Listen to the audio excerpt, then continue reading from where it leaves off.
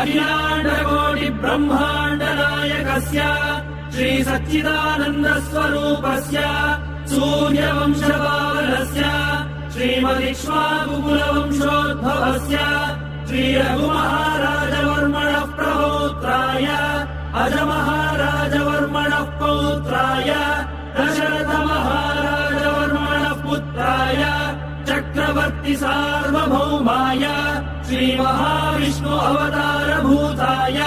भरतखण्ड आत्मस्वरूपाय श्री पट्टाभिरामचन्द्र स्वामिने नाथ श्रीरामचन्द्रम् सीता लक्ष्मण भरत शत्रुघ्न सहित सदा